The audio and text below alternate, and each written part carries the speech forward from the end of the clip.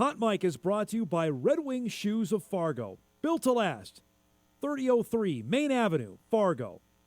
Hot Mic with Dom Izzo. Really? Really, Dom? No. I like what Dom's doing. Okay. Dom Izzo. Jeez, come on, Dom. What do you think I am, a magician? Yeah, I'm fired up, Dom. What else could I say? Absolutely. It was great to get on the field, and then Dom came up to me, and I'm trying to walk away from me. I just wanted to enjoy myself out there. Hot Mic. Great job. There's got to be some kind of intelligent question about something.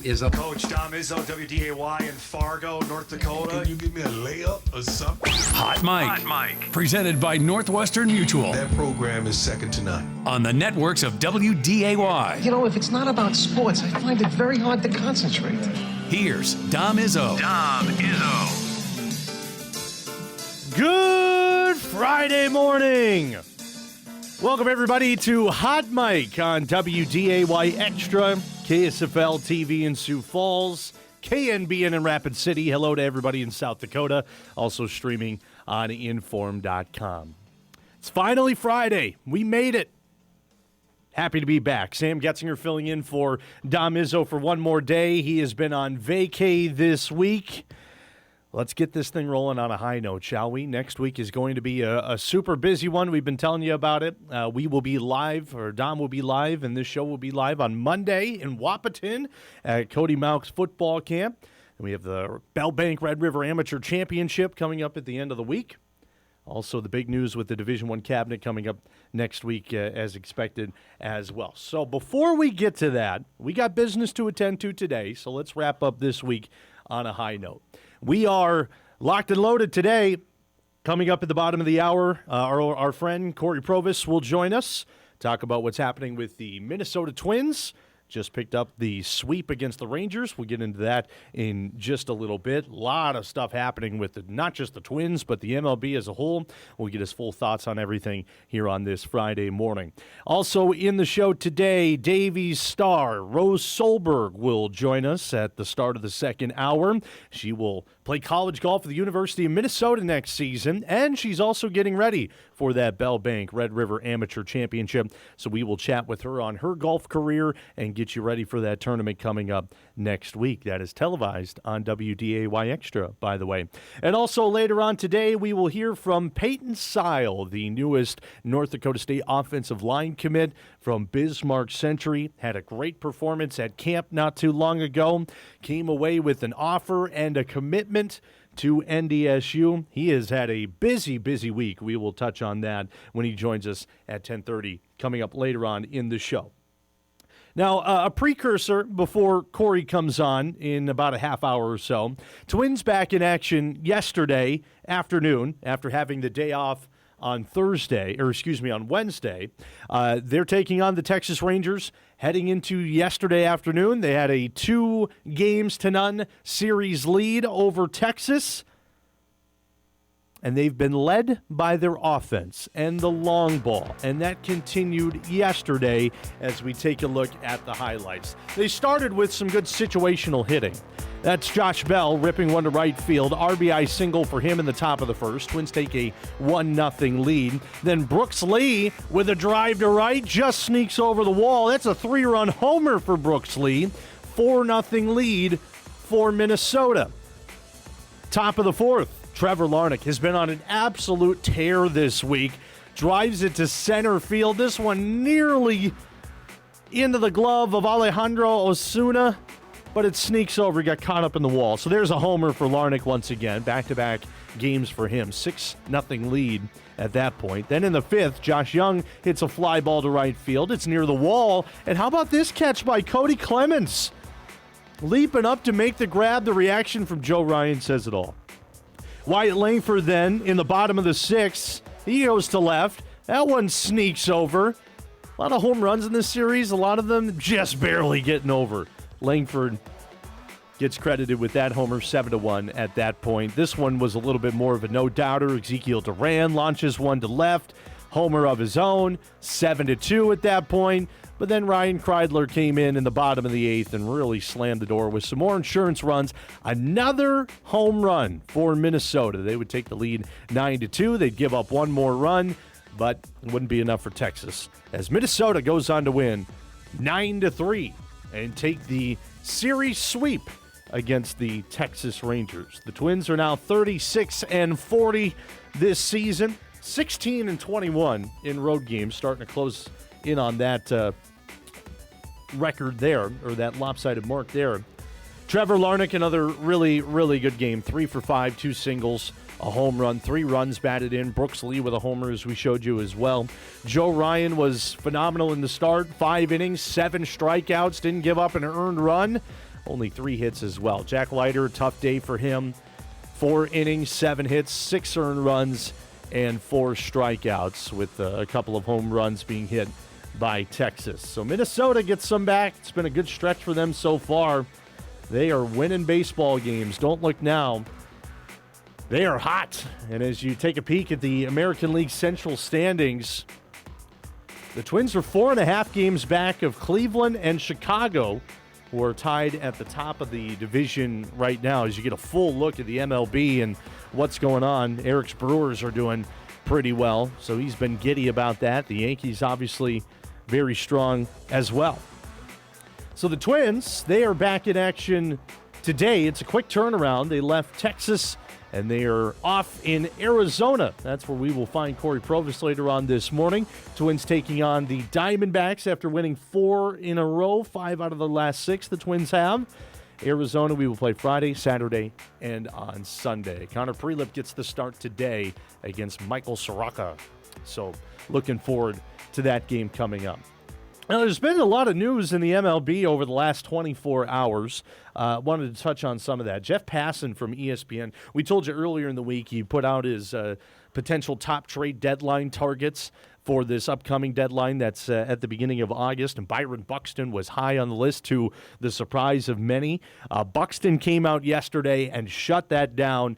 He told The Athletic that, hey, I'm a Twin. I have the no-trade clause. Unless they tell me otherwise, I'm a Twin. We'll get Corey's thoughts on that later on this morning.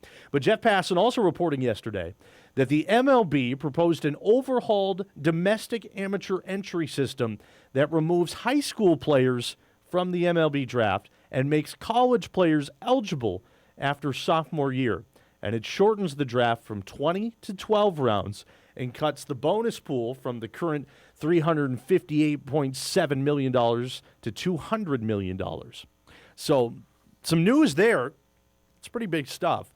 Really going to affect high school players that are the caliber of being looked at by MLB teams. It may drive more people to play college baseball, so this could be beneficial for college baseball that's wrapping up their World Series this weekend between North Carolina and Oklahoma.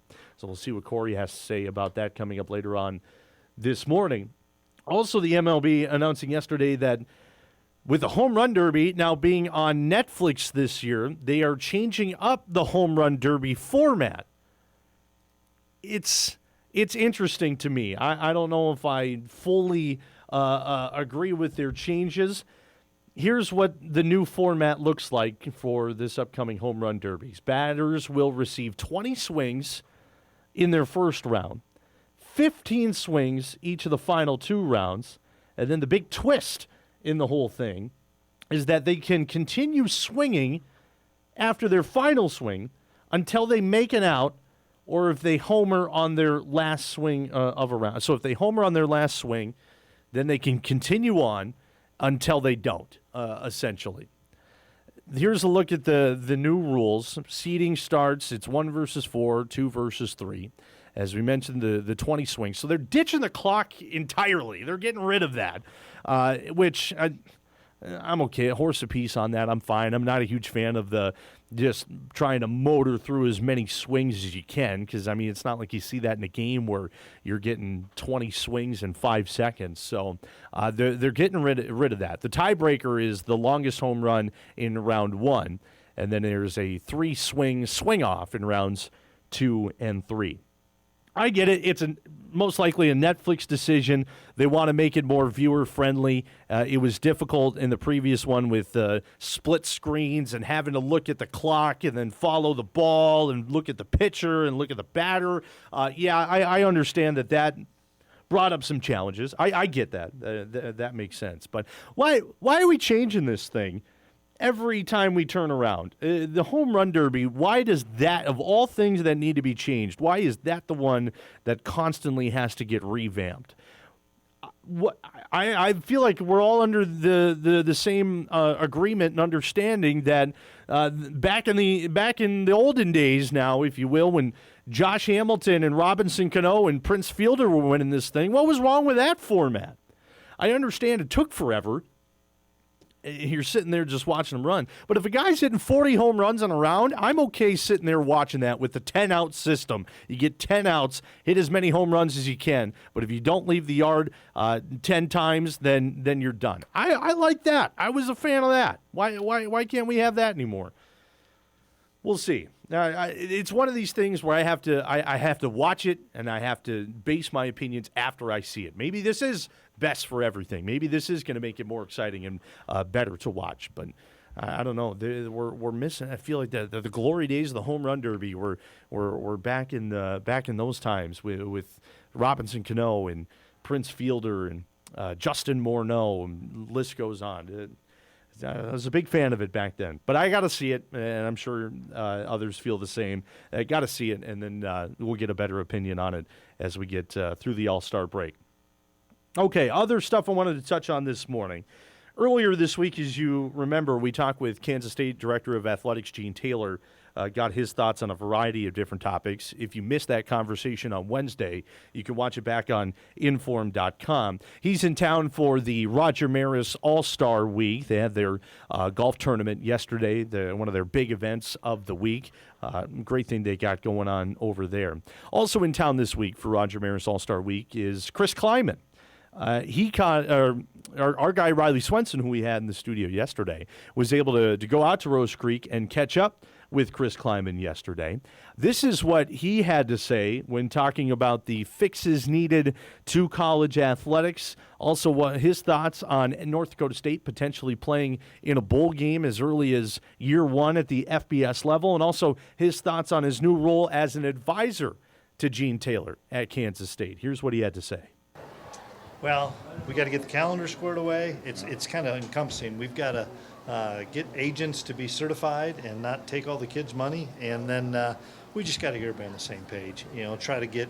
I don't know if caps is the right word, but we can't have equitable play when there's teams spending $20 million and some teams spending $55-60 million, and so I worry about same thing Gene does, how it's going to affect Olympic sports, how it's going to affect universities, because right now there's no end in sight, and so that was one of the reasons that I stepped away. It's going to be different. For starters, it's going to be different, but if you get a chance to go to a couple of different places, and the Bison will be bowl eligible for sure, and if Gene does his job, they'll be bowl eligible this first year.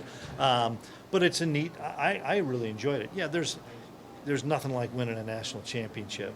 But now you're competing for conference championships, and then the conference championship, they still have CFP aspirations, all that stuff. So I know that the move was right for them to make that step. I went to the last playoff game. I was, as a Bison coach and Bison fan, it was kind of sad to see, but I saw it coming too, with the crowds and stuff. So I think it'll energize the fan base too. Well, I can boss Gene around a little bit. So, he's on a number of committees that they don't have coaches on. And he's a chair of one of them. So for me to just kind of lend my expertise of the landscape, because I've been on the board of trustees with Coach Bull for a few years. And so I kind of know the landscape of what things need to get done. And then Colin Klein was my offensive coordinator, and Colin is the guy that I wanted to replace me, and it got done, and I'm going up there to help him whatever he needs, and some may not be anything, but just to be able to lend an ear to CK when he needs it, and then spend some time with Gene, and I don't know. I promised my wife I would not be busy every Friday, Saturday, and Sunday in the fall for the first time in 35 years. Great to hear from the former North Dakota State ball coach and former Kansas State head football coach Chris Kleiman, and it's great to hear that he's enjoying some time off and enjoying this new role advising Gene Taylor at Kansas State Athletics. Now, I found it interesting what he had to say, because his comments yesterday come at a fitting time, because also yesterday there was some new college sports legislation that passed through the Senate Commerce Committee, and it now may be brought up to a full vote on the Senate floor. Now, bear with me here. This is some pretty in-the-weeds stuff, so I'll do my best to break it down for you. The Protect College Sports Act, that is what we're talking about right now. That has gone through, and essentially it would provide the NCAA the ability to enforce a cap of payments to athletes as well as rules related to eligibility and to transfers. It also creates an opportunity for schools to sell their media rights, which is a heavily debated topic, as one large entity rather than a conference-by-conference basis. And that is expected to help fund less profitable programs and sports and narrow the gap between the Big Ten and the SEC to everybody else, essentially. Now, as you can imagine, the Big Ten and the SEC, they're not too fond of this idea. They have been pretty outspoken on them not wanting to support the bill that could be going through the Senate. Now, this bill does provide an antitrust exemption, but it's still up in the air on whether any athletes should be considered employees for schools in the future. So we will find out more about that. We're going to find out more about all of this. This is still very early process, and we could see this change as we go down the road on this. But back to the Big Ten and the SEC. They aren't happy. As to what I understand, the current language would make them redistribute those massive TV revenues that they get from their media rights deals. And they also say it invites endless lawsuits. That's their words on this. And it may put some restrictions on future expansion that would prevent the big breakup and that formation of the Super League that we've been talking about forever. Now, I don't know much, but what I do know is that when someone or something tries to take some of the money from someone or something who has all the money, that someone or something who has all the money is not going to be happy about it. And that is the situation that we're running into right now. It kind of sounds like we're going through a whole Robin Hood deal. Try to take from the rich and give to the poor, and more often than not, the rich isn't going to be too happy about that. So that's the gist there on the SEC and the Big Ten trying to go through this whole deal. As I mentioned, long road on this, and we will see. The language could still change. The Big Ten and the SEC has been pretty out front from what it sounds like of telling their member schools, hey, let's not support this. Because it's going to affect us. Of course, everybody else seems to be fairly on board of it. I believe one of the topics they're talking about in this is a one-time transfer rule. Things could get interesting there. Gene Taylor mentioned on Wednesday on this show that is something college athletics need. I think that will be a heavily debated topic as we go through, because then you get to, the big schools, then they're just going to treat this one-time transfer and treat the mid-major schools as a feeder program. I mean, they already are, but at least there's the opportunity for some of the people that go from let's say FCS to FBS, don't play at the FBS, then they can find an opportunity at the FCS. Does that make sense? At least that opportunity is still there if there's more than a one-time transfer. I get the transfer portal is there's a lot going on with it. A lot of things need to be addressed in that. So we will see. A lot has to come. Dom's probably going to have more on this. Of course, the big news that's coming up next week as well. We still have the Division I cabinet. They are planning on voting on age-based eligibility and also postseason eligibility for schools making the transition from the FCS level to the FBS level. Of course, NDSU and Sacramento State, top of that conversation for this upcoming year. So Dom will have a full rundown of all of the in the weeds stuff when it comes to college athletics when we get to that point next week. All right, due for a break. Let's take one here. As I told you at the beginning of the show, we got a lot of great guests joining us today. Our guest lineup brought to you by Northwestern Mutual. Cory Provus joining us at 9:35. Rose Solberg joining us to start hour number 2. And Peyton Seil, North Dakota State offensive line commit, joining us at 10:35. Looking forward to all those conversations coming up. Let's take a break. When we come back, U.S. Open still underway at Shinnecock Hills. Yesterday was interesting. Let's talk about that.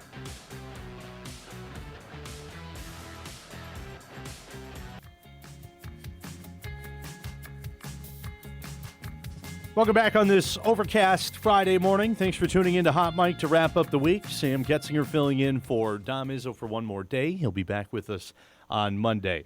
Voice of the Minnesota Twins, Cory Provus, will join us on the show in just a couple of minutes. But before we get to that, let's talk about some golf. It was a wild day at the U.S. Open at Shinnecock Hills yesterday. And as we told you yesterday, of course, the USGA, they've done some interesting things with the course to try to make it a little bit more playable. Spritzing the green, working on the greens, expanding the fairways over time. The fescue, obviously, is pretty significant if you miss the fairway. But also yesterday in round one, for a majority of round one, they didn't get to finish the whole thing yesterday. The story wasn't so much about the playing conditions. It was more so about Mother Nature. Play was suspended for a while in the morning because of some really intense fog. And then, as I said, round one couldn't finish because it just got too dark. So a lot of the groups that were out late had to finish today. Here's some things that happened at the U.S. Open yesterday. Scotty Scheffler showed all of us that he's still human.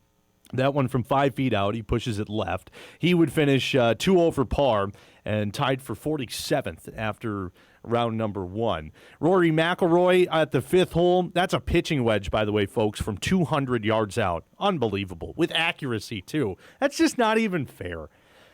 But he was able to get the job done there. He finished 1 under in his round yesterday, tied for 11th. Keith Mitchell, he was looking to turn it around after a first 9 score of 41. That's for eagle on the 5th from 12 feet out. And then Mitchell again on the 9th, putting for birdie. He would finish a round of even par after that 41 on the front. I wish I could do that after shooting a 41. This had people talking. Bryson DeChambeau on hole 12 with a monster drive, catches a piece of the road, continues to roll 427 yards off the tee for Bryson DeChambeau yesterday at hole 12. He finished round one tied for 9th, going 1 under through his round. Also, Wyndham Clark, round of the tournament so far, and he finished it up this morning, putting for birdie in the solo lead here from 23 feet. That would move him into the lead. And then the next hole, Clark with his second shot on the par 5 stick. Impressive. Wyndham Clark now 6 under on the day, or on the tournament, I should say. Finished up round one earlier this morning. Pretty impressive. 6 under. He's been even all day today. He is through 8 holes right now, collecting a whole bunch of pars. That's a lot of golf to be played for those groups that didn't make it through yesterday. So we'll see how that impacts the rest of the way. Matt Fitzpatrick, he's charging. He's 3 under. Dustin Johnson, that's a name I didn't think we'd see at the top of the leaderboard. Dustin Johnson in the mix with all this, but he's 3 under as well. He's 1 over on his second round today. Scheffler tees off later on today. I believe in total after Thursday, 17 guys were under par, which almost feels criminal at Shinnecock Hills. That is supposed to be the tournament where these players are getting punished, but not so much the case here this year, at least to start. The difference between the morning session and the late session after they went through and watered some of the greens was pretty significant. The late session yesterday had a much better scoring day, but it just feels wrong to see a player with 4 straight or 5 straight birdies and an eagle thrown in the mix at the U.S. Open at Shinnecock Hills. We'll see what the weekend brings over the next couple of days. Let's take a break. When we come back, we're chatting about the Twins. A lot to talk about with our guy, Cory Provus, the voice of the Minnesota Twins. He'll join us on the show after the break. Deep to left center field. Back it goes and gone.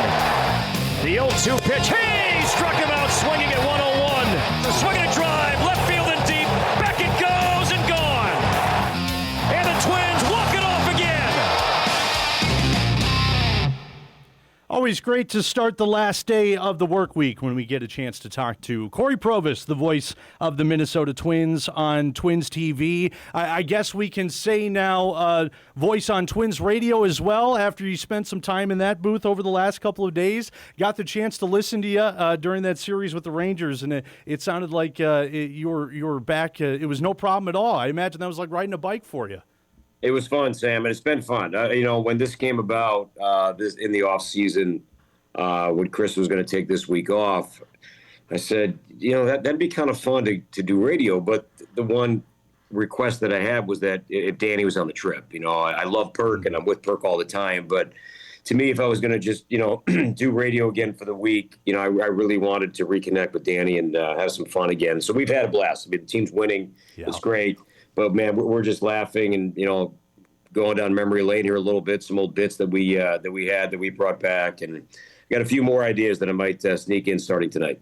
It felt nostalgic listening to you two on the radio. It was fantastic to hear. Great to catch up with you, by the way. Thanks for taking some time. I know you guys are down in Arizona after this trip in Texas. That was pretty successful, and then we got a big series against the Dodgers coming up early this week. Give us your thoughts on that series against the Rangers. It was an offensive display, wasn't it? That's, to me, has been the more, I think, and I say this in a complimentary, a welcome surprise with how this offense has performed. And there were times in spring training when the message, and you still see the mantra and the T-shirts, hunt the good. That's something we heard a lot about from Derek Shelton during camp. And I'll be honest with you, Sam, I wasn't at camp very long, but I didn't see many things that were good in camp. And I'm like, I think this team's going to have a hard time scoring runs. I don't know. And to my surprise, they've been very good with runners in scoring position. That's such a fluid, funky stat that I think there's probably more luck than anything else in a year-to-year kind of look at it, where now if you're a high contact, low strikeout, maybe even a low walk team that you just thrive on contact, then I think there's probably something to it. But the Twins right now, they're in the bottom half in terms of strikeout rate. They're in the bottom half right now in walk rate. So they strike out a lot. They used to walk more. But yet they're very good in situations like we've seen. And that was a big stat. And then the home run ball. I mean, the fact that this team has been, top 10-ish for the better part of the season in terms of home run volume.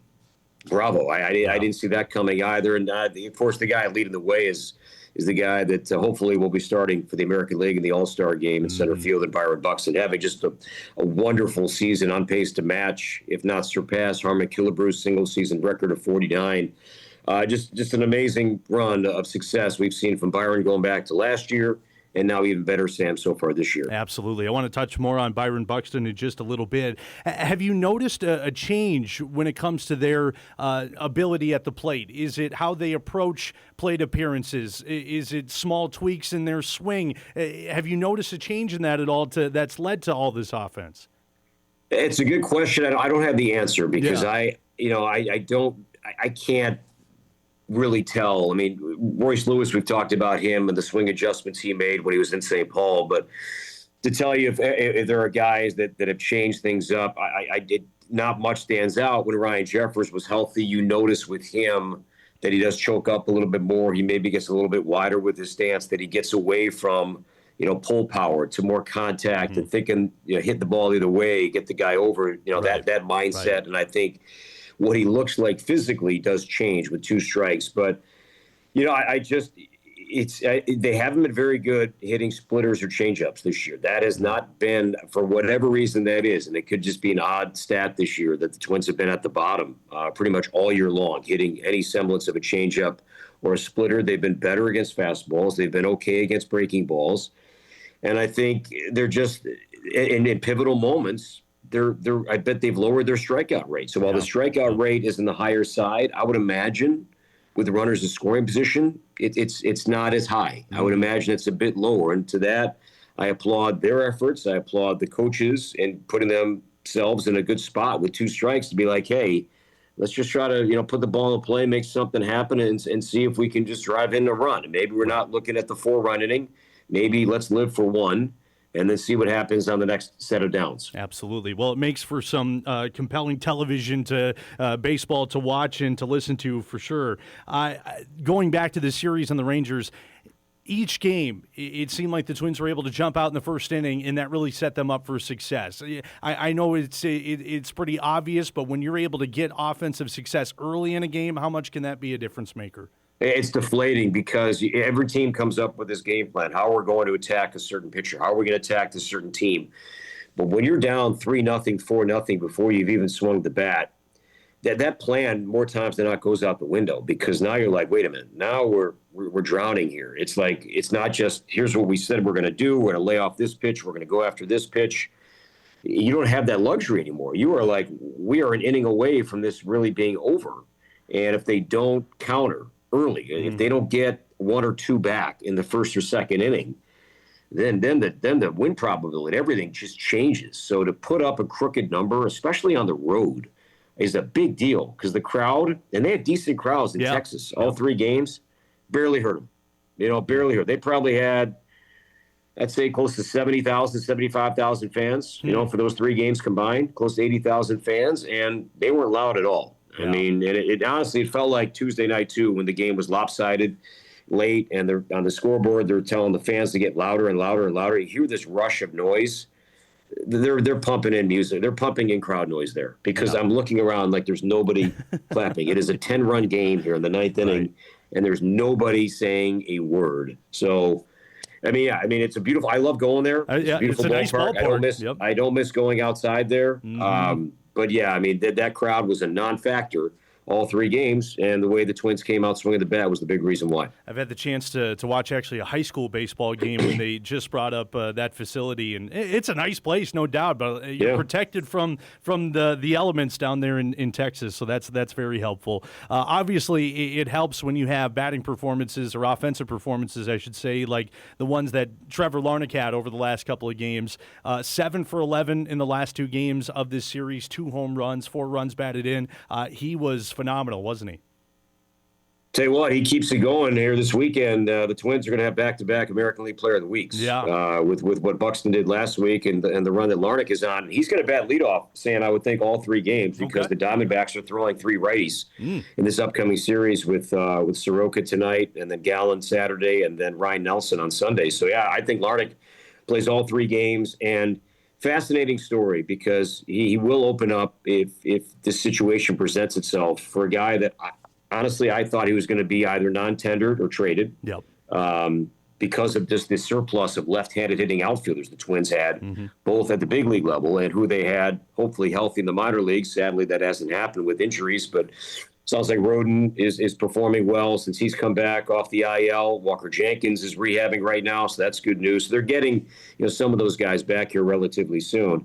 But credit to Larnach, too, and I really applaud the effort he's made to change his body in terms of speed and being more agile. And he's not as much of a liability in left field as he was in the past. And it's a credit to him and the work that he put in this offseason and continues to do. And that's the big difference, is that Larnach never did any kind of in-season speed training because he was told not to. That wasn't who he was. When all of a sudden, the last 2 months of 2025, they're like, hey, we're going to run a little bit. Great. I just wish I would have known that sooner. So the way that Trevor prepared his body was different this offseason, and the daily agility work he does to be able to range and move over. He's not going to win a Gold Glove, but he's not as much of a liability as he was even just last year playing left field.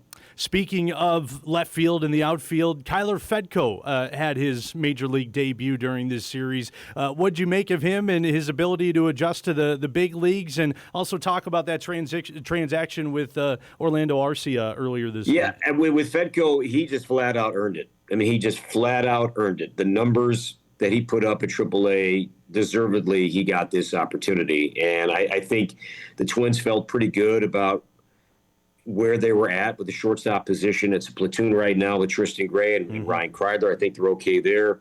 Luke Keyshaw, I thought, had a really good series against the Rangers offensively, but also defensively, because lately he's been coming out in close games. And we'll see if that continues. But I thought Keyshaw looked really good defensively at second, because Arcia was coming in for him late in close games. Now it's Cody Clemens that was coming in and moving over, and Royce playing first base and moving some guys around there. But I'm going to bring that up with Shelty tonight. If he saw something out of Keyshaw this series that caught his attention and caught his eye a little bit more with the work he's been putting in with Ramon Borrego. In terms of Fedko, he didn't have much in terms of defense. I think he didn't get a single ball in the start that he had on Monday. Then he came in, and I think he got one late when he came in a lopsided game on Tuesday night. He picked up his first, big league RBI with a sac fly. But we'll see if he draws the start. I don't think so with the righties the Twins have. Although I say that he might start one game because I think Byron Buxton's probably going to DH one of these 3 games with the turf that they're playing on here in this series. And I would think that he probably is ahead of Austin Martin right now in terms of center field depth. I think they like Martin in right. He's been playing there. Leave him alone there. But I would imagine that's going to be kind of the look of things. I'd imagine Cody Clemens starts in right, Larnach's in left. Just these 3 games, but it wouldn't shock me if Buxton draws at least one DH start in this series, and if so, that might be Fedko in center. Okay, interesting. Minnesota, again, has a series with the Arizona Diamondbacks on the road coming up this weekend. Let's break. Cory Provus from Twins TV, the voice of the Minnesota Twins, joining us on this Friday morning. We'll step aside when we come back. We'll preview that series against the Diamondbacks and also the one against the Dodgers coming up, and some other big news around the Twins organization. That's coming up when Hot Mike returns. We are back with the voice of the Minnesota Twins, Cory Provus, on this Friday morning. We appreciate you for joining us on WDAY Extra. Cory, I wanted to get your thoughts on this. We've talked about it over the last couple of days. Jeff Passan put out an article on ESPN this week on his top 100 players that could be moved at the deadline. And I think to a lot of surprise, Byron Buxton he had at number 2 on his list, and that spurred some conversation. But Buxton comes out the other day and shuts all that down and says, "Hey, I'm a Twin. I like this organization." What was your reaction to all that news this week? Yeah, credit Dan Hayes with The Athletic for getting a great scoop and a great line from Byron yesterday before the game in Arlington, where Byron was adamant, as we have heard him many times say this, that he's not going anywhere. And he prefaced that by saying the only thing that would change is if the team came to him with something that he would consider. But he's very happy, and I think he was somebody that saw the back end of Joe Mauer's career and said, you know what, I want that. To me, I would like that, to be with one team my whole career, people I know, people I like, a place I like to live and be with my family, where my family's comfortable. And we've seen his beautiful family grow from the start, and they've spent many of those formative years, in the Twin Cities. The devil you know and the devil you don't. He's very happy. He's very happy, and we're thrilled that he is. Yeah. But it was on my mind last year at the trade deadline when I was building a power washer when the trade deadline was happening, and I'm listening and MLB Network, all these things that are coming in. I'm like, in my mind, I'm like, this guy's going, this guy's going, this guy's going. I'm on a text chain with Justin and Trevor and Perk. I'm like, is Byron going to ask to be traded? Is Byron going to be, he's watching this happen. What does this mean? And then went to Cleveland, and he didn't talk for the first couple days. Then he talked, I think, before the Saturday game or maybe before the Sunday game. And then he said, this is where I want to be. And he's been asked about it, was asked about it again. And I believe the man. And I take him at his word until I'm told otherwise. And I think it's great. But I think the Mauer part of it, Sam, resonates a lot with me, because I think he saw that. And he's like, that sounds good. I would sign up for that. I really would. And if so, I think we're all better for it. It's an instance in a story that I think Minnesota sports fans are clamoring for right now, because obviously haven't really seen that since Mauer, a superstar who is willing to stick through the good and the bad in Minnesota and be proud of being in Minnesota and continuing. You talked about it to start the segment, continuing to improve as he continues to get later in his career. Yeah, it's amazing, but I think what we've noticed is that the last couple of years that the man has been able to train and prepare and in his own way. He was not on a surgeon's timeline or a doctor's timeline about this is what you can do at this percentage. And then when you get to that, then 3 weeks later, you can go to this. That he's been able to prepare for his job in a way that he wasn't allowed to 5, 6, 7 years ago. And this was a yearly thing because he had just too many surgeries. He just had constant recovery that was needed and rehab that was needed before he could even think about how to prep for the next year. The man knew what he was doing. And I think that's something that we all wondered is like, is he training his body the right way? If all these things that keep popping up, is he doing this in the way that he should? Well, yes, because he has a great team around him. Mm-hmm. He's got a lot of smart people and a lot of people that are, in his best interest to get him ready to play. And, he's the leader of this team. And that's what I've noticed, too, Sam, this year is that he is being more vocal than I think we've seen in the past. Now, much of it is happening behind the scenes, but we're hearing players talk about, the tone that he sets, the message that he sends. And, yes, often it's with his play. But, yeah, there are times, and you look in the dugout, and when we see Byron in the dugout, he's never alone. Yeah. Right? He's got players around him all the time.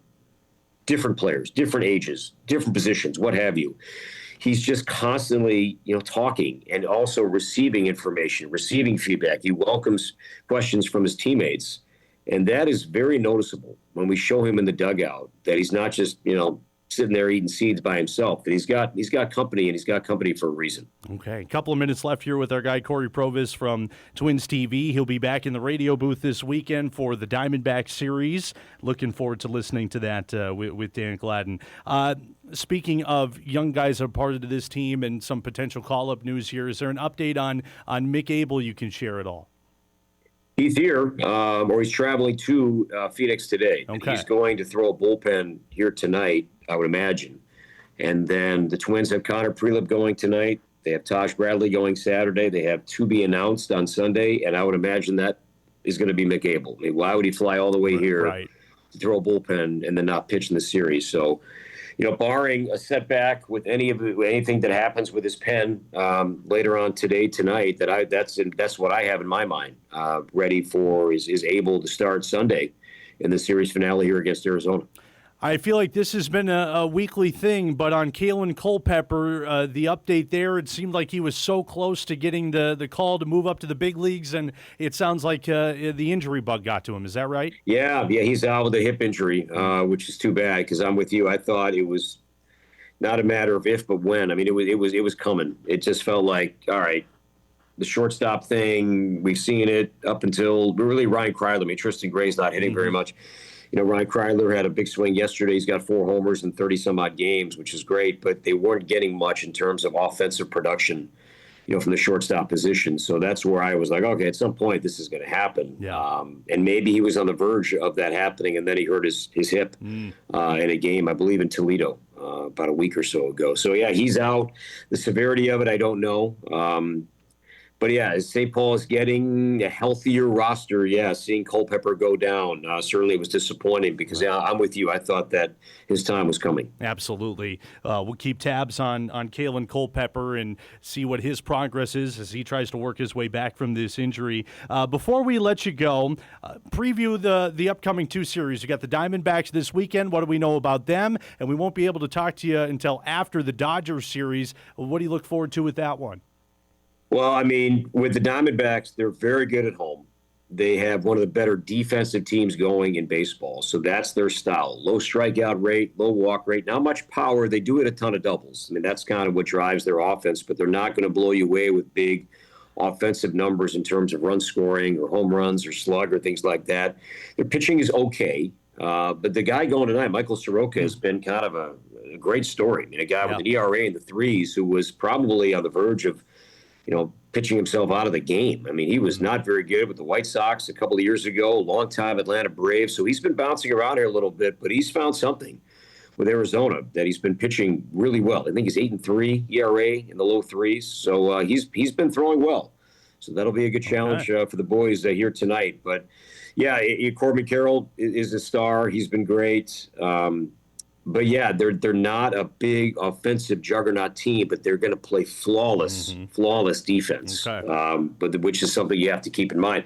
And then the Dodgers, it's always just fun. And I like, for the first time in probably a decade, the Dodgers are going to be at Target Field, and it's not April, because they have been an April team. When the schedule comes out and the Dodgers come to town, it is the first or second homestand of the year. It's like, come on. And now it's June, school is out. Right. It's looking like Ohtani's going to pitch on Wednesday. Now, his last start didn't go great. He's dealing with a sore knee and kind of a blister on one of his fingers, so that may change the plans. But it sounds like the Twins are going to see both Sasaki and Ohtani, pitch at Target Field next week. And, I don't want people to get mad if I say it could change, but Ohtani right now, perhaps on Wednesday, would start that game, that final game Wednesday night. So it's going to be great. I love it. I think it's great for the city. I think it's great for the team, the ballpark, to have, the best team in baseball come to town. They only come every other year, and they're here at a good time. Warm weather, and hopefully the rain stays away, and looking forward to the Dodgers series starting on Monday. We'll knock on wood with the rain, that's for sure. Cory, I appreciate you taking some time. It's always great to catch up with you. Best of luck back in the booth and the radio side this week, and we'll see you next week. All right, Sam. Thanks a lot, buddy. Take care. Absolutely. Cory Provus, the voice of the Minnesota Twins on Twins TV. And for the last couple of series, the Rangers series and the Diamondback series coming up, voice of Twins Radio Network. And it's been great to hear him on that. It's been, I said it while he was on, nostalgic. I remember driving around with my dad back in the day all the time, and he would have the Twins on the radio and listening to Cory and Dan. It's super cool. He'll be back on the TV side for that Dodgers series. Let's take a break. When we come back, hour number 2 gets off and rolling here on this Friday morning edition of Hot Mic. We're talking golf. Rose Solberg from Fargo Davies and a future Minnesota Golden Gopher golfer will join us, talk about her career, and preview the Red River Amateur Championship coming up. This is Hot Mic. Hot Mic on the networks of WDAY. Here's Don Izzo. We are back on this Friday morning edition of Hot Mic. Thanks for joining us on WDAY Extra. Big thank you to Cory Provus, the voice of the Minnesota Twins, for joining us just a couple of minutes ago, chat about everything happening with the Minnesota Twins as we get ready for the Diamondback series this weekend. Let's turn our attention from the diamond over to the course, and I'm happy and excited to welcome on our next guest, former Fargo Davies standout golfer who is off to play at the University of Minnesota, one of the most decorated female golfers at the high school level in North Dakota we have seen in quite some time. She's got a big week coming up here as well. Rose Solberg joining us here on this Friday morning. Appreciate you for taking some time, Rose. Thanks for doing this. I know it's been a really busy year. Have you had the opportunity to decompress to start the summer?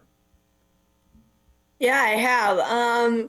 It's been kind of a nice slow week this past week leading up to the Red River Am, so just golfing a lot, preparing for that, and also just relaxing too, having some fun. Yeah.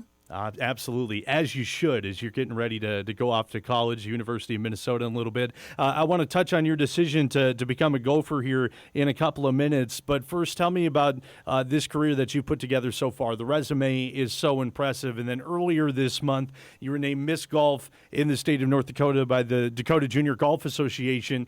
To get that honor, what did that mean for you?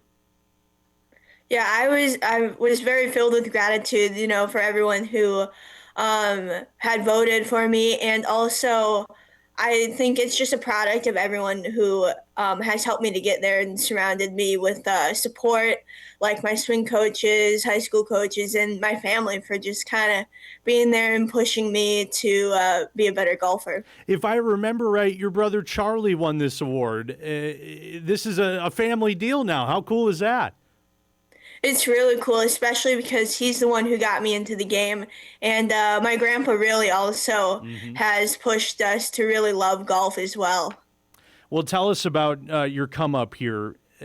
Just looking back on what you've done over the last couple of years, 21 total titles in your high school career, senior athlete of the year in Class A, now Miss Golf, a scoring average of 71, which a lot of people would kill for. That's a really impressive number. Now you're going to go and get ready to go off to play college golf. when you got started playing this game, did you think any of that was on the horizon for you? No, I didn't. I just kind of like being out there, being with my brother, spending time with family. And when he started playing tournaments, then I was just kind of motivated, and I was like, well, I kind of want to play tournaments if he is. And so it all just kind of snowballed from there. North Dakota just has great junior golf programs like DJGA, who just are growing the game right now. And it's because of programs like that that I was able to have the high school career I did. Oh, absolutely, and it was a fun high school career to watch from afar. I'm always curious about this when talking to a golfer. What is going through your head as you're going around a tournament? You have a lead and you're looking to close it out with a win. What goes through your head in those moments? Honestly, I just try not to think about it too much. I remember really early in my career too, on the Davies team, I wouldn't really look at the leaderboard at all. So I wouldn't know. So then you can kind of just play a little more free. Like I'd step off the golf course, Charlie would sometimes be standing there and I'd just ask him, so how'd I finish? Like I would never know too much, and it's kind of nice. Then you just play nice and easy. Of course, I mean, if you're coming down the stretch and you're behind a little, it might be nice to know, but you can't really regret it when you don't look. Absolutely. It's one thing. If it's out of sight, it's out of mind, and you can just play free. I think that's something I need to do more of. Tell us about your decision to choose the University of Minnesota to continue your golf career. What stood out about being a Gopher? I think just their team is amazing. They're all great girls. I've known Bella McCulley and Reese McCulley for a little bit, and they've just kind of been role models to me on the golf course, and that just partially attracted me to Minnesota, but also my head coach, Matt Higgins. He's an amazing guy, very warm. He's been like a father figure to the McCulleys, so I knew it would be a good fit for me as well. And we just hired a new assistant coach, and Emily Lauterbach, and she seems really great, and I look forward to meeting her soon. Absolutely. Tell us the process of recruiting high school golf and the recruiting process that you went to. Is that something where they're out watching you and they're reaching out to you, or do you have to do a lot of the work and reach out to them? How does that work at the high school level? I think it's a bit of both. I mean, there's not very many spots on any college team, no matter what level. And so many coaches have so many people who want, I guess, to play for them. And so you kind of have to let them know that you're interested before they really know to put the time and effort into it. Okay, interesting. When you look at the level of play you're about to step into, this is Division I golf. Does that? It's a different world than what you've been in, despite going up against some really good competition here in North Dakota. Does that get you excited? Are you nervous? Do you have to do anything to adjust for that at all? I'm definitely very excited. I'm excited to be a younger one on the team again and just kind of learn from older teammates. Maybe just how they practice might be different than me, and I can pick up some tricks from them, or just how they maybe think about golf in a different way. I'm looking forward to kind of having to work my way into a better game to even get to maybe some of those bigger tournaments that maybe USC or UCLA is hosting. Okay. Describe your game. What works for you when you're out on the course having a good round? Is it your ability to get off of the tee? Is it your play from the fairway, or is it the short game? What would you say is the best aspects of your game? I think my most consistent would probably be leaning towards my ball striking. I think always my better rounds happen, though, when my short game is able to keep up a bit better than it sometimes does. Was that something that you realized, like, okay, I got to flip the switch on the short game if I want to, stay competitive with a lot of the elite golfers? Yeah, when I would put in my stats maybe after a round or something, I'd see, I didn't lose any strokes off the tee, but wow, I lost 8 strokes putting or something like that. It's just the data really shows that putting matters, and I definitely need to dedicate more time towards the short game. Would you say putting is more important, or the ability to get off of the tee? I would say you're going to spend way more shots on the green than you are just going to hit it once off the tee. Fair. Yeah. Like 2 putts are kind of an accomplishment. Like you don't want a 3 putt, but if you take 2 drives, it seems really bad. So I just think you definitely spend more time on the greens. Okay. I'll take that noted next time I go out and practice. Next week, you got a big week. You're back in the field at the Bell Bank Red River Amateur Championships. How come you wanted to be a part of this tournament again? What stands out to you about this Red River Am? Well, the field is definitely really deep this year. Got a lot of college golfers in it. And also, I just love how they run the tournament. Chris Howell at Moorhead is a great guy, and he has been a great leader for the tournament, I think, and has really grown the field into what it is now. We had Goose on the show earlier this week to talk about everything coming up with the Bell Bank Red River Amateur Championship, which is, reminder for everybody, it's Friday through Sunday, and we will have live television coverage on WDAY Extra from 12 to 5 each day. Does a tournament like this and the competition you're going to go up against, how much does that help you for what you're about to go into with college golf in Minnesota? I think, like I said before, it helps show the weaknesses in my game, where I can get better when I'm challenged like I am at Moorhead Country Club. Hole 16 has definitely been a challenge for me in past years, so it shows me that, I might need to get better on those par threes and those approach shots. That's a difficult hole. There's no doubt about that. The island green on the back nine. You had a really strong finish last year, a 6th place finish. What was working for you in that tournament, and how much did that one motivate you to even have an even higher finish this year? I think part of it there is just experience with the golf course. There's little tricks around the course that I think you might gain the more and more you play it. It's definitely challenging. Like, there's never a hole where I feel like, okay, I can relax, I just gotta do this, this, and this, and I'll get a par. All the holes out there are challenging, so the more you get familiar with them, the better I think the round is likely to be. Never guarantees anything, but yeah, that, and also my caddy, Steven Radai. He's been caddying for me every year I've played, and I just think our relationship as player and caddy has kind of grown into one where we really trust each other and are able to try to work together to produce the shots I need. What is your guys' dynamic on the course? Is it whatever he say goes, or do you have input on it? Is there ever frustrating moments at all? What can you say about that dynamic? There's definitely been frustrating moments on the course, but that just comes with the territory. No doubt. I would say I definitely defer to him on the greens. He's great at reading greens.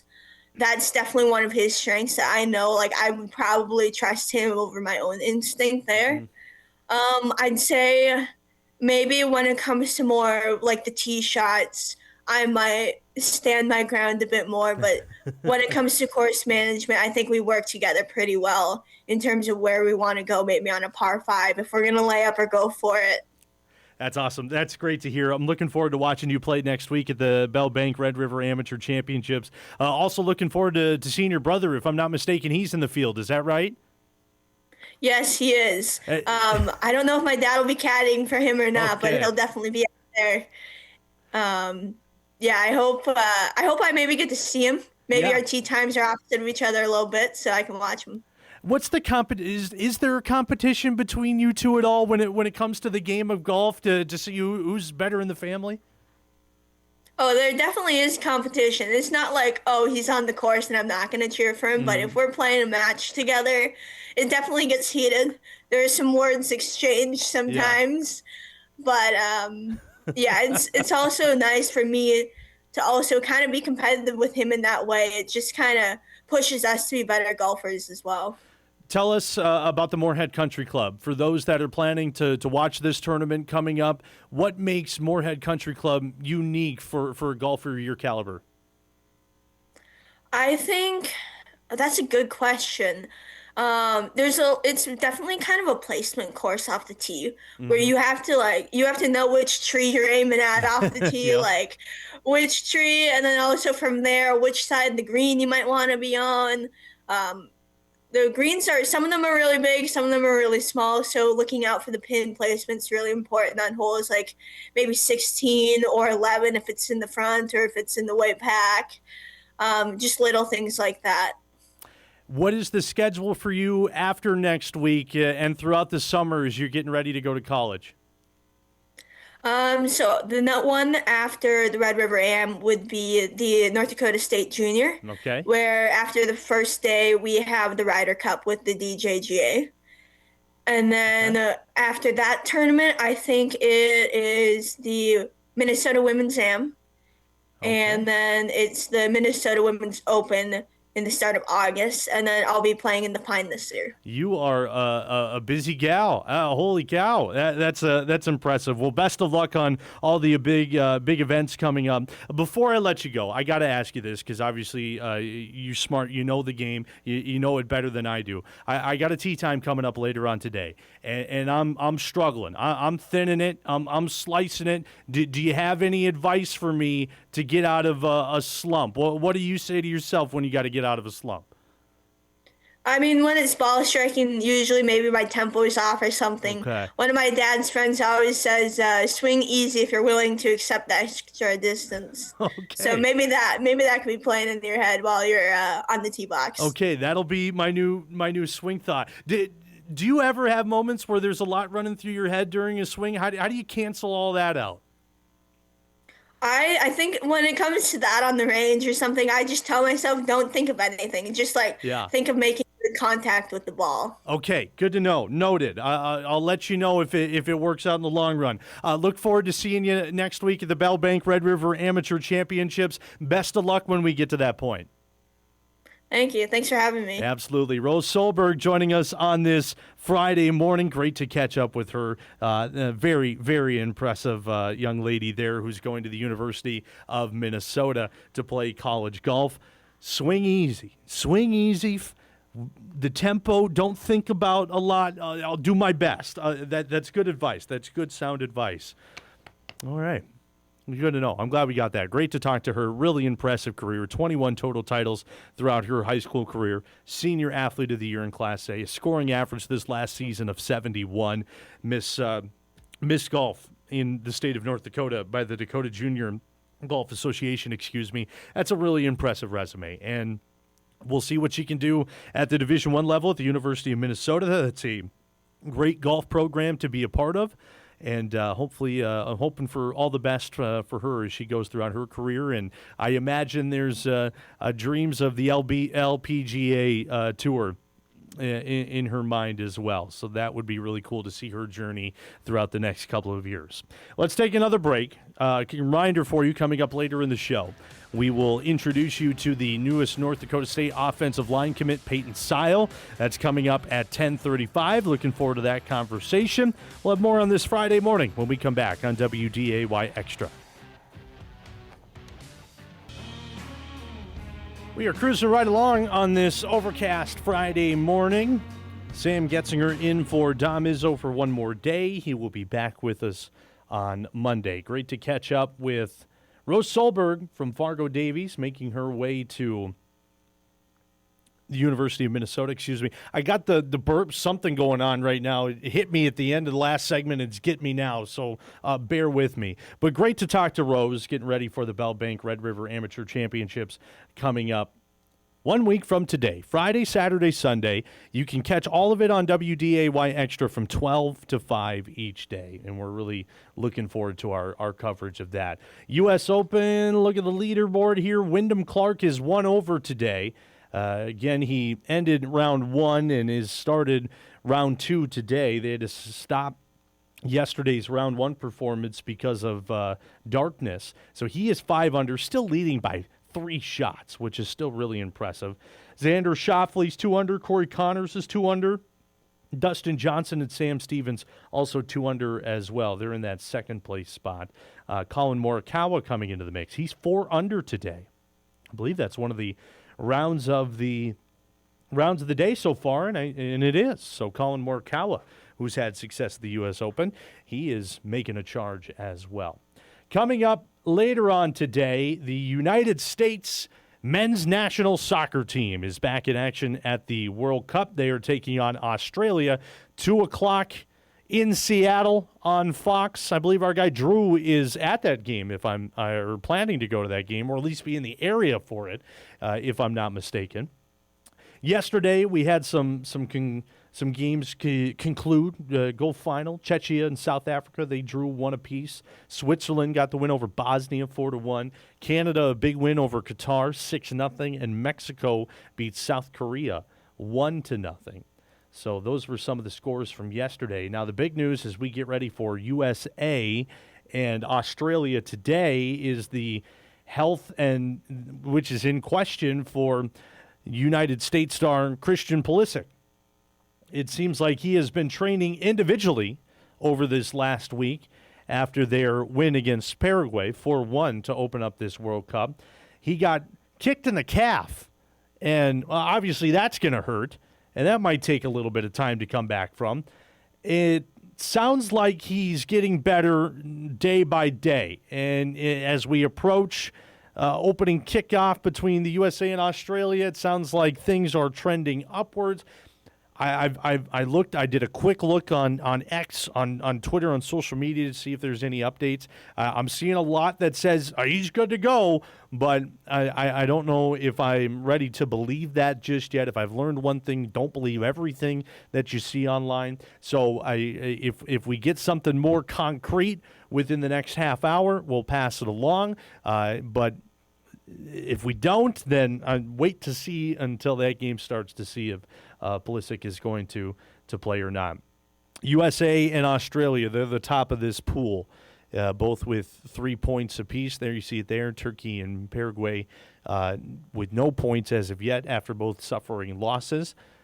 Expectations are high for the United States. We had Michael Brecker from the American Outlaws on this show yesterday, and he said this is a team that the U.S. has not had in a while. So we'll see how far they can make it. I would love to see a championship in North America. That would be awesome. That would be fantastic. That would get me up and excited to watch the World Cup. As we said yesterday, what I get more excited about is the stuff happening outside of the game. The international fans coming over and experiencing what the United States is like, and they're going to sporting events, and it's a rowdy crowd. I think that's cool. But I will be tuned in this afternoon to see the U.S. and Australia and see what they can do. Reminder for you, speaking of the American Outlaws, if you're in the Fargo, Moorhead, West Fargo area and beyond, and looking to watch the game with some people and you don't have plans set up already, they have their watch party. Now, it's weather permitting on where they're going to do it.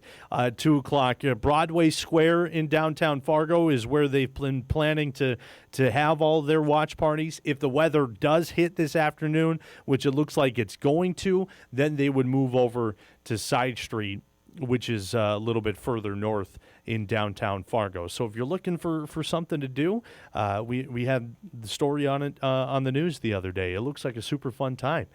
Go be a member of the Fargo American Outlaws. The American Outlaws are the branch that are the official fan club for the United States soccer team. So it's really cool to see what they have been doing. And we'll see what the U.S. can do moving forward. I got to look at their schedule here and see what they have coming up after Australia. I should have done this beforehand, so that's bad on my part. So they have Australia and then Turkey on next Thursday. That is 9 o'clock, so the late game, which I'm not opposed to. A nice little nightcap on a Thursday with not much going on. Yeah, why not? Have at it. The game will be on Fox. And, again, they're out in Seattle for today. Let's take a break. When we come back, we're going to turn our attention back over to American football. We are chatting with the newest offensive line commit for North Dakota State. He's out of Bismarck. Peyton Seil joining us when we come back on this Friday morning edition of Hot Mike.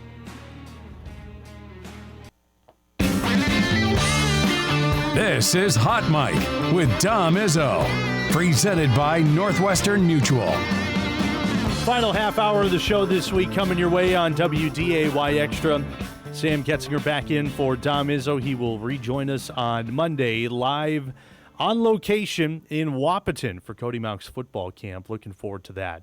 Speaking of Bison offensive linemen, that's a fitting segue into our next guest. It's Peyton Seil, who is the newest offensive line commit for North Dakota State football out of Bismarck Century. Peyton, I appreciate you taking some time today. I know this has been a really, really busy month for you. Congratulations on your commitment. Thank you. Describe this summer for you. It's a whirlwind, I would imagine.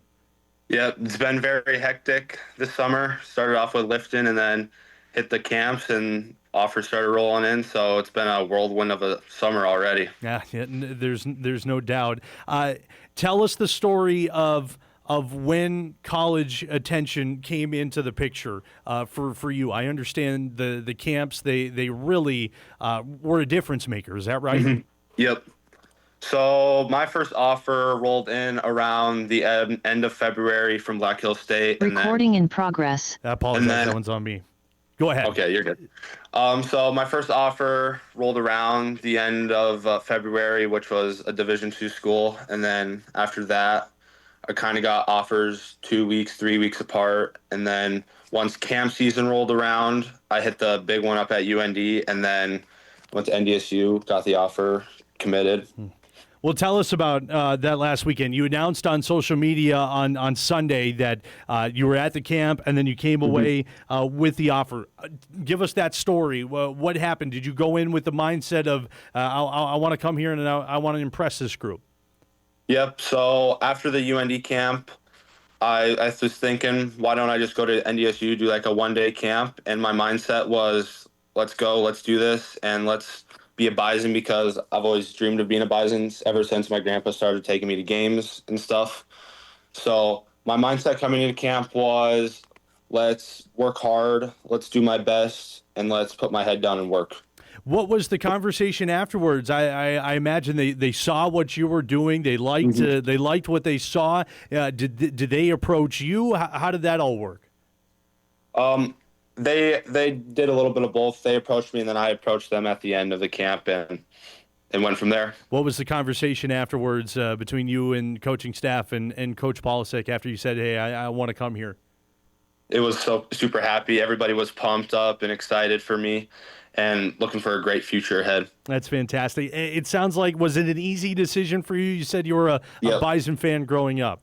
Very easy, super easy. What was your family's reaction when you made the decision? Everybody was super excited, pumped. Even my grandpa. My grandpa was like jumping up and down, yelling. Everybody was screaming. That's good. Everybody was super happy. That's great to hear. Does this feel like a weight lifted off your shoulder as you are getting ready for your senior year? Yep, most definitely. Now I can focus on high school, helping my team. Team always comes first in our program, with helping the younger guys develop, with helping the older guys also develop and get the plays down. Put us into the mindset of some of these high school athletes like yourself when it comes to this period of the year and in your high school career where these camps are pretty important and you know they're coming up. Is that a nerve-wracking thing at all, knowing that, hey, I come here to perform and see what comes out of this, or is it more of a let's just see what happens? I would say it's a little bit of both, but I'd also say I know a lot of high school athletes are nervous about these camps, like, oh, if I really do really bad, I'm going to mess up something. But no, it's just go to those camps, do your thing, be you, and just put your head down and work all day, every day. Show how hard of a worker you are. Show that you're able to listen to the coaches. Show that you're able to, after you listen to the coaches, go out there and put what they say and do. Obviously, you can't talk about the North Dakota State offensive line without looking back at the history that they have had, and you being a Bison fan throughout your life. You know the caliber of guys that they have had on this program and where they have ended up. How much did that play into the decision for you?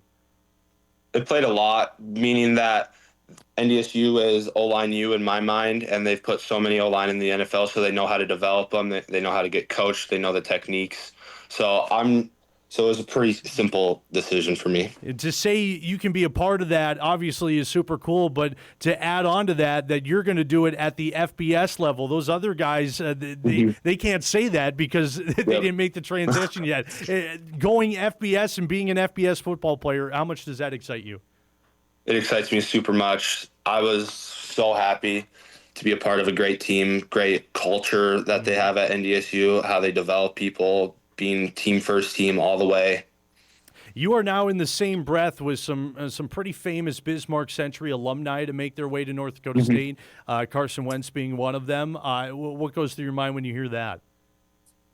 Oh, I'm just so happy, and I just think about how hard I've worked and how far I've come from being a kid that may have not been being recruited so much, and then kind of exploded with recruitment and all that stuff. So I'm just super happy. Super happy. When did the dream for you hit that, hey, I want to play college football. I want to put all my eggs in this basket and try to make this a reality? I think it started around my freshman season when coaches were talking about college football, like, hey, guys, we got to come ready to work, put our head down. Let's have a great season in here. So it all started with my high school coaches. What are the dimensions on you right now? I believe on Dom's story on inform.com, we got 6'6", 285. Is that pretty close to where we're at right now? Yep, I would say I'm 6'6", and I'm around 292 right now. Wow. So when did you hit a growth spurt? When did that happen? So I was one of the tallest kids in my class, so I hit a growth spurt around, I think, my freshman year. I think I went from 6'1" to 6'4". Okay. And then I've kind of been growing steadily after that. You an offensive line guy throughout your football career, or were you playing something else beforehand? No, I've always been offensive line all day. What do you like about that position? Oh, I love that you get to hit people. You get to hit the defense especially. I love the technique that goes into it. I love that we're probably one of the loudest people in the weight room day in and day out. And that you just get to hit somebody. Are you thinking interior or on the outside of the offensive line when you get to college? Has that been discussed at all? They kind of discussed it with me this past weekend at my OV and at the camp. So they kind of said that you're going to have to know all the positions. So know left guard, left tackle, center, right guard, right tackle. So positional flexibility. Yep. That is a big word that is thrown around at NDSU, and it's helped a lot of these guys. I can't tell you how many times some of these guys are getting drafted because they can play center, guard, or tackle, and I'm glad you'll get the opportunity to learn all the ropes.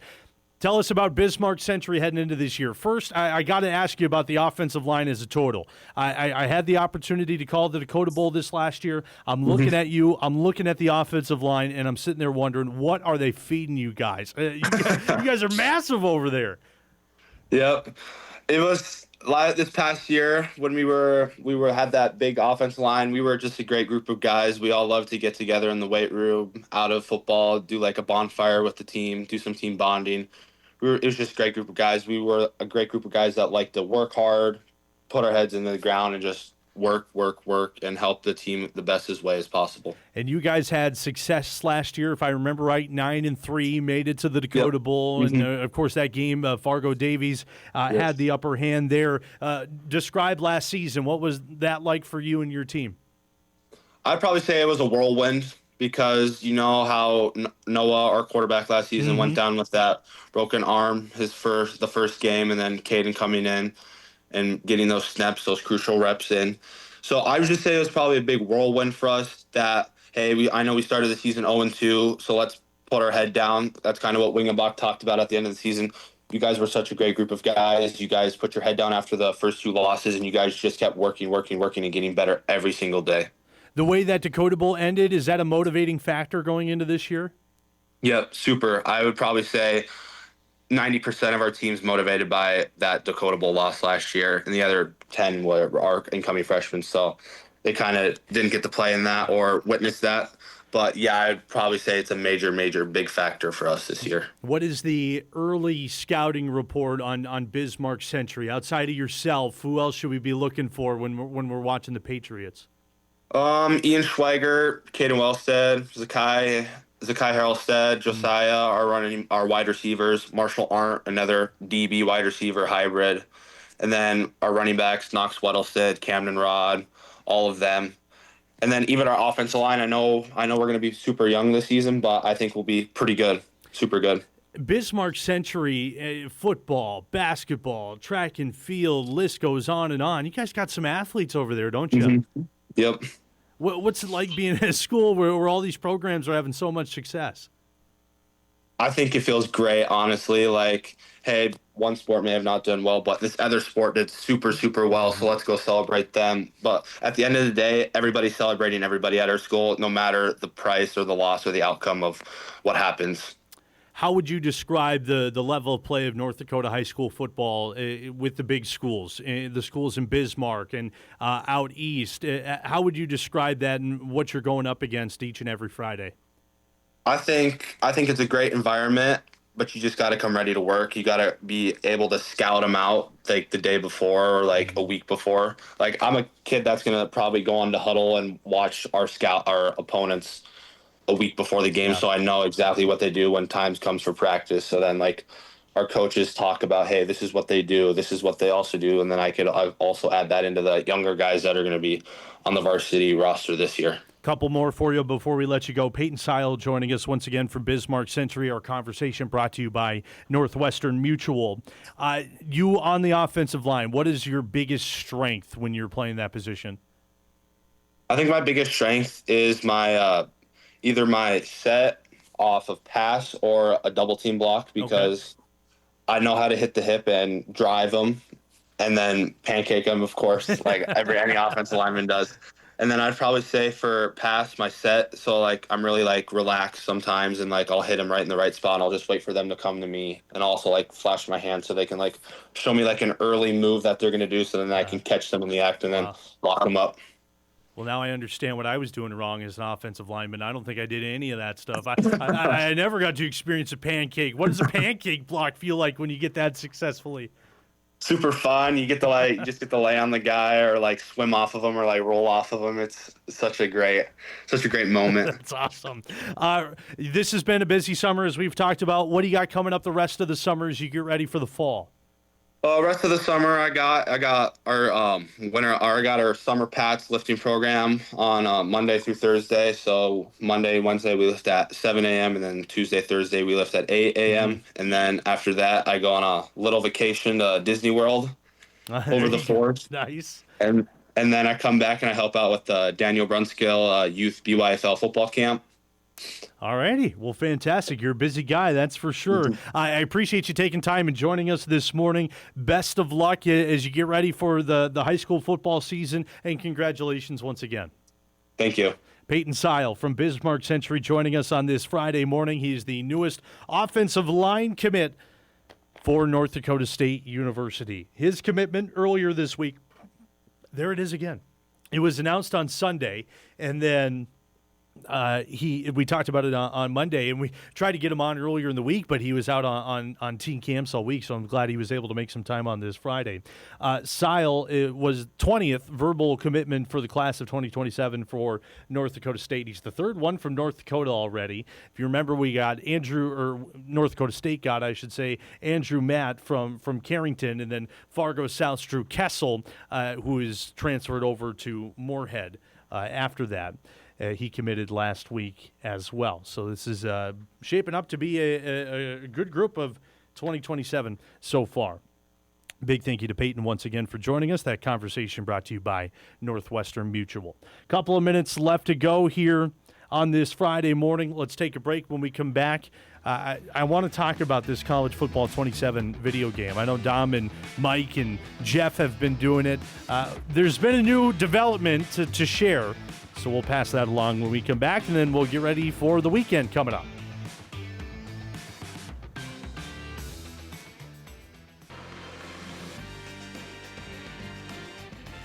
Last couple of minutes left to go on this Friday morning edition of Hot Mike. Appreciate you for joining us today and throughout the week. It's been fun filling in for Dom while he's been out on vacation. I believe the Jackman had his birthday the other day, and he's celebrating his wedding anniversary as well. I think they had big plans today. They were heading off to see the new Toy Story movie, which I wasn't aware that they were making a new Toy Story.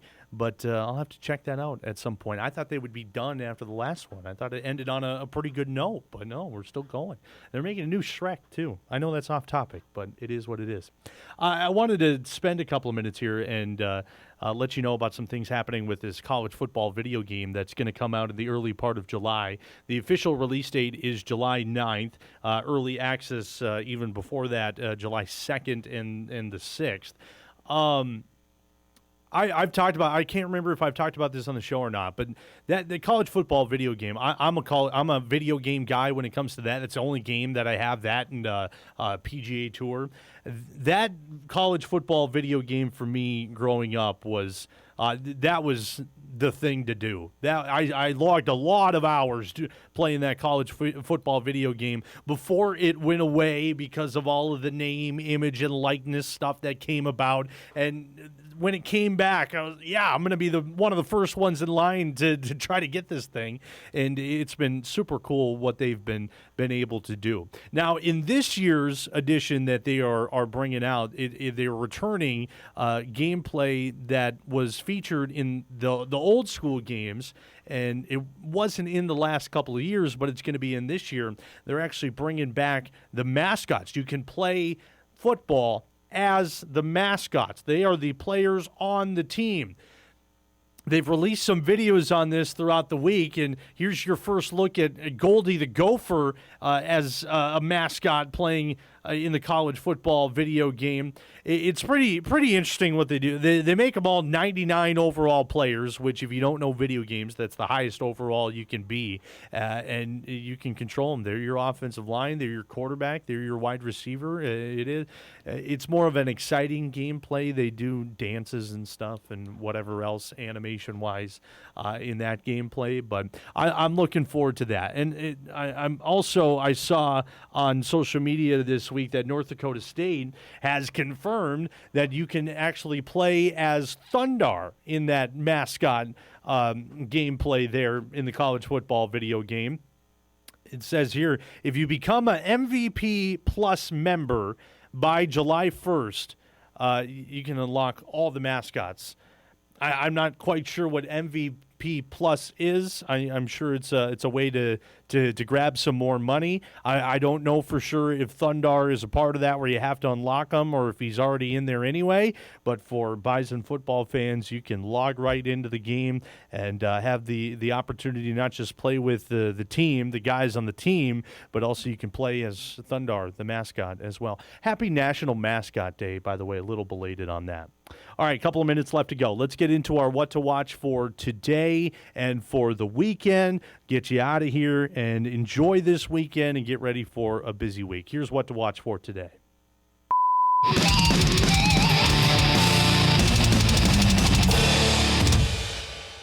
We heard Cory Provus on the show earlier this morning previewing that series against the Diamondbacks. That starts at 8:45 today on Twins TV. Cory is in the radio booth for this series. He'll be back on TV at the start of next week against Los Angeles. 8:45 today, 9:10 tomorrow, and then 2:15 on Sunday. That game on Sunday is on Peacock as well. World Cup action, the United States back in action taking on Australia. 2 o'clock start time for that on Fox. We'll get the word on Christian Pulisic if he's going to play or not, and we'll see if the U.S. can get 3 more points in group play. And then, of course, the U.S. Open in action. It's going on right now. You can find it on NBC and on Peacock. Wyndham Clark has turned it around again. He is 1 under today, so he's leading the field. 7 under in total. Xander Schauffele now 4 under on the day as well. 3 under in total, which again feels a little criminal. Low scores shot at Shinnecock Hills this weekend, which is not the norm over there. For the rest of the weekend, some things to keep your eye on. Eric's been high on this one. The NASCAR is going at it this week. They're actually racing at a naval base, if I'm not mistaken. and that's in Coronado. Is that right? So they're racing. They got the trucks going, and then they have the O'Reilly Auto Parts Series, and then they have the Cup Series after that. So they will race on Sunday, the big one, 3 o'clock, and that one's on Prime Video. College Baseball World Series kicks off tomorrow. The championship series between North Carolina and Oklahoma, 7 o'clock first pitch on ESPN. We'll see if Bison transfer Jake Schaffner can help North Carolina get the job done against Oklahoma. And then again, the U.S. Open is all weekend on NBC and on Peacock. So, a lot of stuff going on. And that helps wrap up a busy week today, or this week, I should say. It's been great filling in for Dom. It's always a pleasure to be able to do this. He does. It's a lot of hours he puts in getting this show on the air, up and rolling, and all the guys in the back as well. So it's great to fill in. He'll be back with us on Monday when we are live in Wahpeton for Cody Mauch's football camp. Then we have the Division I cabinet news after that, and then it's the Bell Bank Red River Amateur Championship to wrap up next week. That's when I'll see you next. So until then, have a great rest of your weekend. Thanks for joining us throughout the week. Enjoy your Friday. We'll see you next week.